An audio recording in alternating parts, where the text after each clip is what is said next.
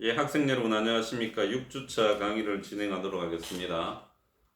PPT 다운로드 하시고 그리고 교재를 옆에 두고 수업을 진행하도록 하겠습니다. 먼저 레포트에 대해서 간략하게 언급을 하겠습니다. 이번에 국회의원 선거 때 각 당에서 국제개발협력 정책을 발표한 부분들이 있습니다. 발표한 부분들이 있는데 4개 당, 더불어민주당, 미래통합당, 정의당, 녹색당을 요약을 했습니다. 요약했는 PDF 파일을 보시고 여러분들이 여기에 대한 견해를 적어내는 부분입니다. 제가 이 부분을 가져로 냈는 이유는 설명했다시피 여러분들이 학습하고 있는 이 이론들이 현실하고 연계가 될 때 힘이 생기고 또 실천이 될 수 있는 부분들입니다. 제 강의를 충실히 들은 학생 같은 경우에는 이 4개 정당들이 발표한 정책들을 보게 되면 일정 부분 평가를 할 수 있을 겁니다. 왜 이 정책이 잘 되었고 또 왜 이 정책은 문제가 있는지 판단을 할 수 있을 겁니다. 예를 들어서 이런 부분입니다. 제가 수도 없이 이야기했다시피 공적개발 원조 ODA 같은 경우에는 우리나라는 총괄기관, 그 다음에 주관기관, 시행기관으로 나누어져 있습니다. 총괄을 하고 주관을 하고 시행을 한다는 것은 ODA 사업에 대한 주체라는 말입니다. 주체라는 말인데 각 정당이 지금 ODA 주체가 되어서 사업을 정하고 실천을 하겠다고 하는 것은 이러한 프로세스에 맞지 않는 부분입니다.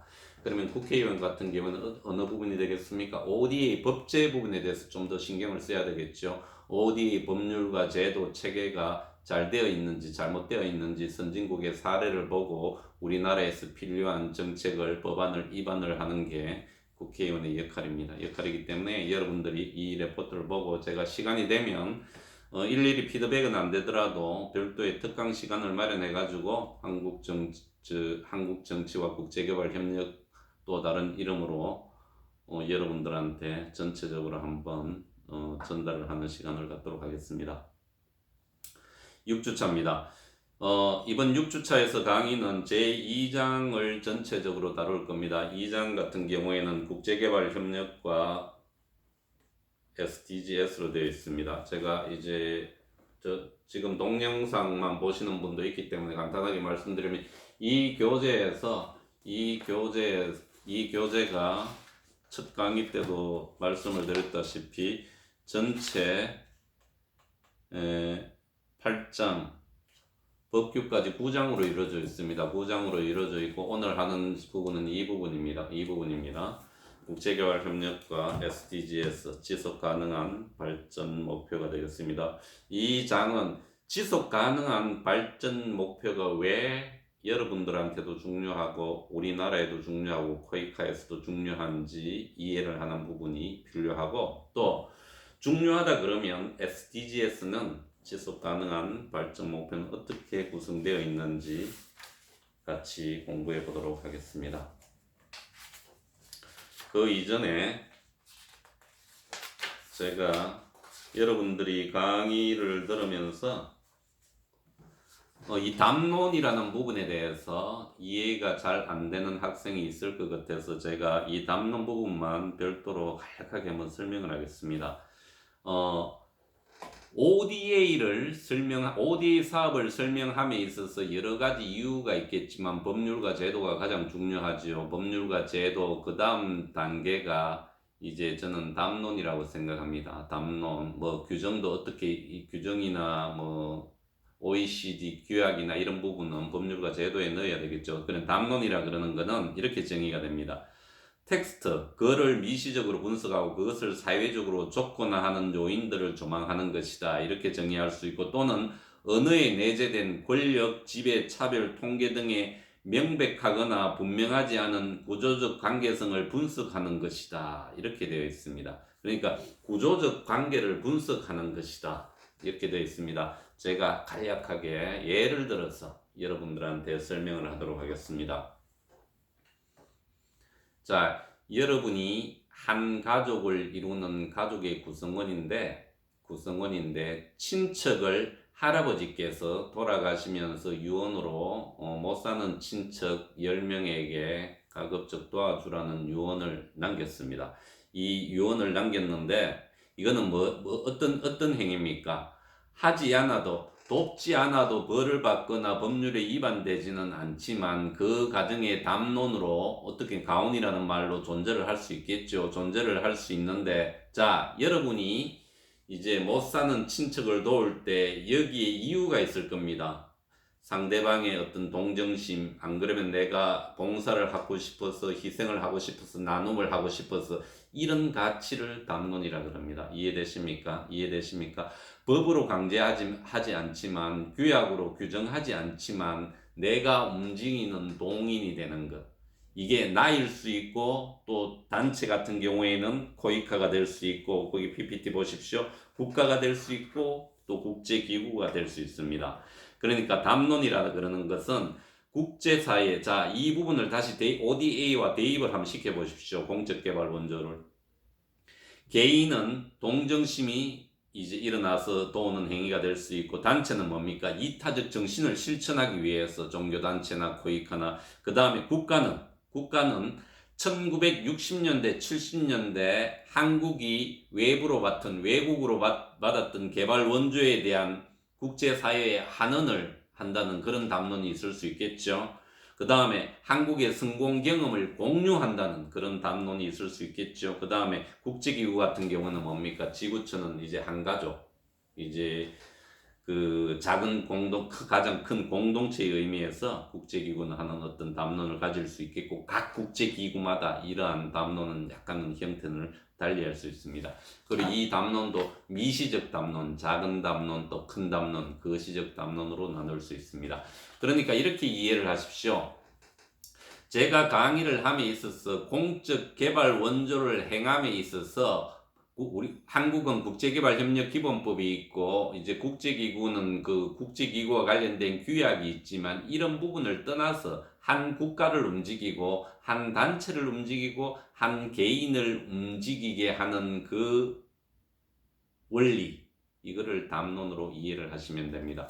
그러니까 여러분들이 여러 가지 담론이 있을 수 있지 않습니까? 이건 남녀관계도 마찬가지입니다. A라는 사람이 B라는 사람을 좋아하게 되는 거는, 이거는 법률로서 좋아해라, 뭐 당신은 태어났기 때문에 B를 좋아해라, 이런 게 아니지 않습니까? 내가 좋아하게 되는 이유, 그 이유를 찾아내서 논리적으로 이제 어떤 지식 체계를 형성하는 것을 담론이라고 합니다. 이 담론도 시대나 국가나 지역에 따라서, 단체에 따라서 약간의 차이는 있을 수 있겠죠. 그러니까 제가 여러분들한테 강조하고 싶은 거는, 여러분이 공적 개발 원조를, ODA 사업을 개발도상국에 실천을 하고, 또 여러분들이 여기와 관련되는 부분을 학습을 할 때, 다른 사람한테 이야기할 때 여러분들한테 가장 맞는 담론을 가지고 이야기한다 그러면 상대방을 쉽게 설득을 시킬 수 있고, 또 ODA를 공감을 할 수 있고 확산을 시킬 수 있습니다. 그리고 왜 이 담론이 중요한가 하면요, 한국에서도 공적개발 원조를 행함에 있어서 이 시스템이나 정책이나 논리를 모르는 사람 같은 게 이렇게 우리나라도 못 사는데 왜 외국을 도와줘야 되느냐, 이런 이야기를 할 수 있지 않습니까? 여기에 대응해서 여러분들이, 이거는 우리가 OECD, DAC에 가입함으로 해야 되는 의무이구자 규약이다. 그런데 그렇게 이야기하기에는 상대방이나 이제 구성원들이나 국민들한테는 이제 쉽게 이해가 되지 않기 때문에 국가적으로도 이러한 담론을 만들어내는 부분이 상당히 중요합니다. 최근에 우리가 이제 만들어내는 담론은 어떤 부분입니까? 한국의 급속도로 성장한 이 부분을, 성공 경험을 개도국하고 함께 하자. 함께 하는 이유는 이 한국의 성공 경험이 저번 시간에 학습했죠. 우리도 해외 원조를 통해서 화학단지를 건설하고 병원 시설이라든지 학교 시설이라든지, 그죠? 이런 기반 시설을 닦았기 때문에 그러하다는 담론을 체계적으로 가지고 있으면 상당히 중요한 논리로 작용할 수 있고, 또 국민들한테도 ODA 예산이 확대됨으로 인한 부분을 충분히 설명할 수 있다는 부분입니다. 자, 공적 개발의 목적을 들어가기 전에 이제 교재 24페이지입니다. 개발 원조의 동기입니다. 개발 원조의 동기와 공적 개발의 개발 원조의 동기도 이 1, 2, 3, 4 부분에 중요한 맥락들이 숨어 있기 때문에 제가 다시 한번 이 부분을 거론을 합니다. 일반적으로 말하는 개발 원조 이렇게 이해를 하십시오. 개발 원조는 이제 이전에는 개발 원조라고 불렀습니다. 2차 세계대전 이후에. 그런데 공적 개발 원조 같은 경우에는 새천년 개발 목표 이후부터는 가급적 이제 공적 개발 원조라는 말을 사용하는데 이제 같은 의미로 이해를 하시면 됩니다. 개발 원조의 동기는 인도주의적인 동기다. 그래서 가장 우선하는 부분이고 북유럽에서 가장 많이 이 부분하고 연관이 되는 부분입니다. 그 다음에 정치 외교적인 동기다. 어느 나라입니까? 미국이나 중국이 이 동기가 아직도 그러한 영향을 미치고 있죠. 그 다음에 경제적인 동기다. 뭐 어느 나라를 이야기하긴 그렇지만 가장 우리나라와 가까운 나라가 이제 이런 부분을 하고 있습니다. 그럼 상호 의존적인 인식이다 이렇게 되어 있습니다. 이게 어떤 의미인가 하면 세계 환경이 다변화되고 있기 때문에 한 나라의 어떤 부진이나 가난이 다른 나라하고 연결될 수 있으면 난민이 형성돼 가지고 이제 유럽이나 EU에 흘러들어오지 않습니까? 자, 이런 상호 의존적인 관계에서 살펴보자. 개발 원조의 동기가 그 나라에서 자립할 수 있도록 도와주자. 이렇게 됩니다. 이 네 가지는 여러분들이 꼭 명심해야 됩니다.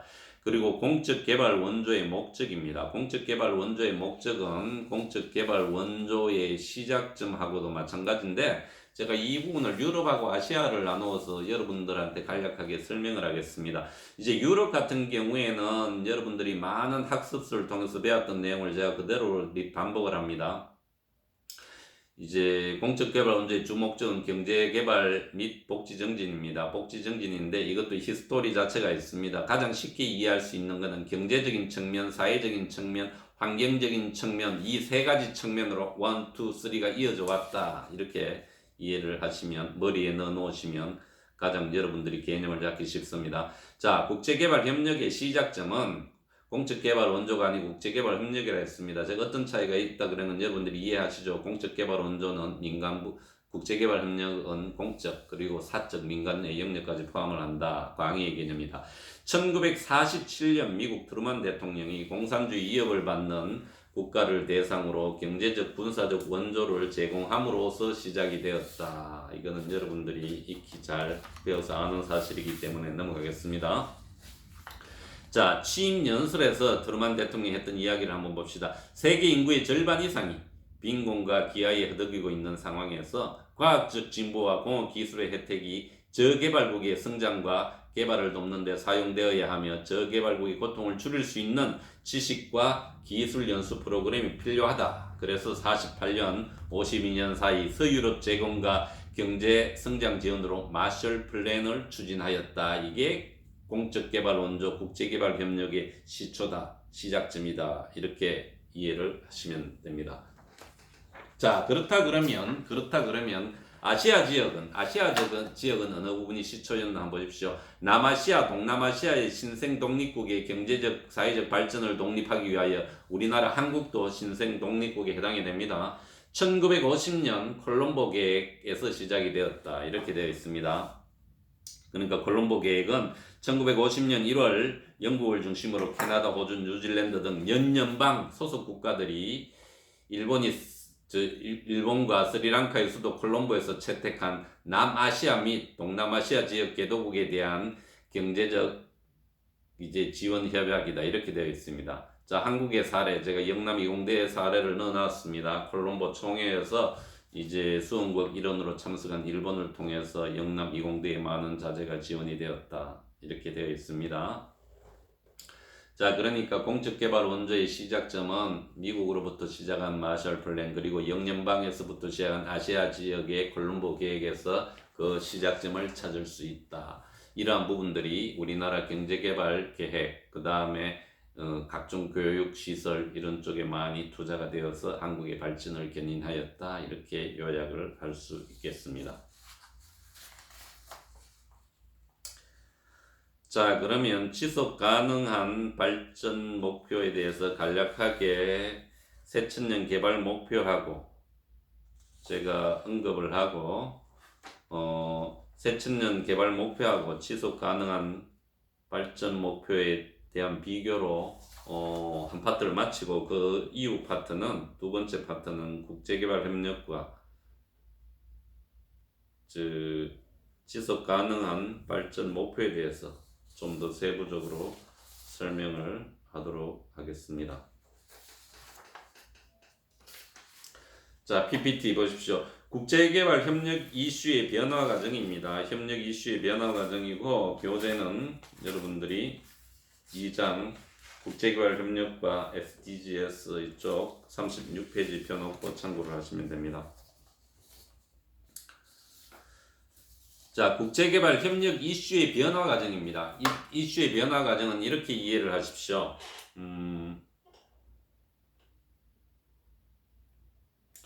경제개발 중심에서 그 다음에 사회적인 측면, 인간적인 측면이 강조되었다. 이게 새천년 개발 목표입니다. 그 다음에 환경적인 측면을 여기 플러스했다. 지속 가능한 발전 목표다. 이렇게 이해를 하시면 됩니다. 국제사회에서 개발협력과 관련한 어젠다 이슈는 OECD와 UN을 중심으로 전개가 되었다. OECD와 UN이 상당히 중요한 역할을 차지합니다. 아까 이야기했던 마샬 정책 같은 경우에 유럽을 도와주는 플랜을 할 때 거기 원조자 그 이후에 그 조직이 OECD로 이제 변화가 되었습니다. 변화가 되었기 때문에 이 OECD는 태생 자체부터 그 국제개발 협력하고 관련이 있다고 보면 됩니다. OECD 같은 경우에 1980년대는 원조의 효과성을 중심으로 1990년대는 환경과 조화를 이루는 지속 가능한 성장과 글로벌 어젠다로 채택을 했다. OECD 같은 경우 이렇게 여러 가지 국제개발 협력과 관련한 이슈가 UN이나 OECD부터 나타났는데 여러분들이 세 가지만 기억을 하십시오. 세 가지. 첫째, 1996년 7가지 국제개발 목표를 이제 설정을 했다. 어떤 부분에서 경제, 사회 개발 및 환경과 관련된 구체적인 부분으로. 근데 여기 이제 빈곤도 가장 중요한 이슈로 들어가 있습니다. 그 다음은 2000년 이후 유엔의 새천년 개발 목표, 밀레니엄 목표라고도 하는데 새천년 개발 목표로 이어지게 되었다. 새천년 개발 목표를 기억을 하십시오. 새천년 개발 목표 같은 경우에는 8개 목표로 구성되었고 그 다음에 2016년 이후에는 지속 가능한 발전 목표를 채택을 하였다. 이렇게 구분을 하시면 됩니다. 첫째 뭐라 그랬습니까? 7가지 국제개발 목표. 그죠? 1996년, 그 다음에 2000년 새천년 개발 목표, 2010년 지속 가능한 발전 목표가 있다. 이렇게 보시면 됩니다. 이렇게 보시면 되고, 그 다음에 이제 이게,